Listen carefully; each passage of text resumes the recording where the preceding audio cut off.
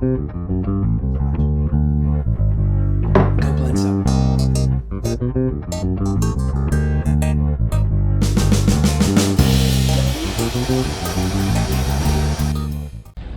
All right, got a great simple recipe for you that everybody needs to know.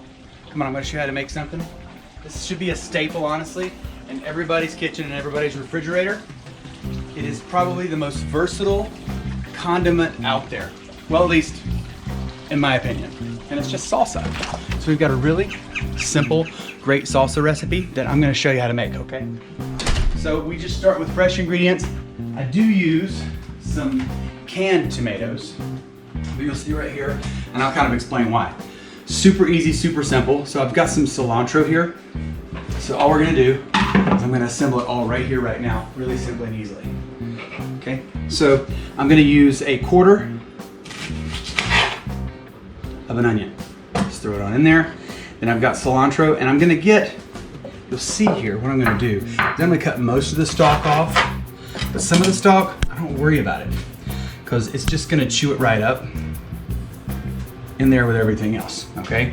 And I've got some garlic. Now garlic, here's the thing with garlic. You can use a couple of cloves, or you can use 2 teaspoons of the minced garlic. So I just had the minced in the fridge, so I'm gonna use that. Got that in there, pretty easy. Of course, you can always add more garlic. It's up to you. It's kind of up to your preference. Now, I use 1 can of petite diced peeled tomatoes. Now you can use all fresh tomatoes if you want, but I personally like the flavor that you get from the canned tomato. I'm gonna drain those just a little bit so it's not quite as wet, because those fresh tomatoes, they're gonna be pretty wet in there, okay? Now I've just got some tomatoes here. Now these have been washed already, and this is prime tomato growing season. So here's my problem though, is I pick some tomatoes, keep them around, I start to get a little bit soft there, you know, on the skin. Maybe not great for a tomato sandwich or to put slices into a burger, but they're great to use for something like a salsa when they get just a little bit soft. See this? This is a Roma tomato that I bought at the grocery store. So I'm gonna cut, see these guys? Not a beautiful tomato, but it's gonna make a great salsa, okay?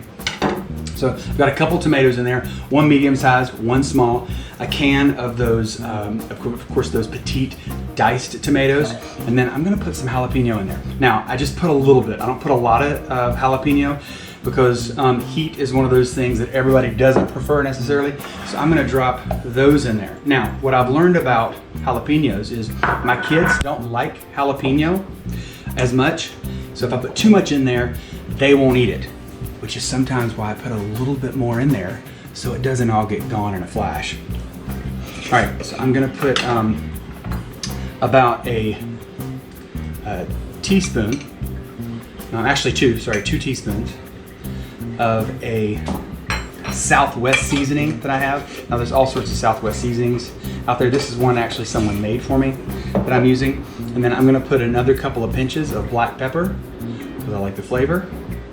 And I'm gonna put about half a teaspoon of salt. Now, you can always add more. That's the great thing about this. When you're making it yourself, it's easier to put it in, again, than it is to take it out once you've already added it. That's it. That's my recipe. Pretty simple, right? So, drop it on the Vitamix. In this case, the Vitamix, if you got a blend tech, again, you can do it the same way because you're gonna get as low a speed as possible, okay? So on this one, I'm gonna put it on variable speed 1, all right? Then I'm just gonna slowly start it and it's gonna stir it. Now I'm gonna take a tamper, push it down, get it all moving. And I'm gonna barely turn it over. Once I get a cycle and you see it moving, I'm gonna turn it just a little bit. So it's gonna take those large chunks of tomatoes, and that's it. Isn't that easy?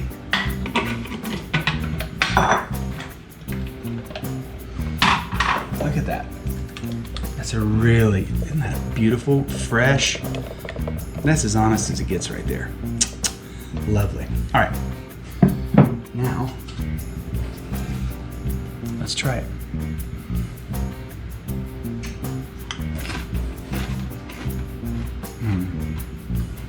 That's really good, really fresh, okay?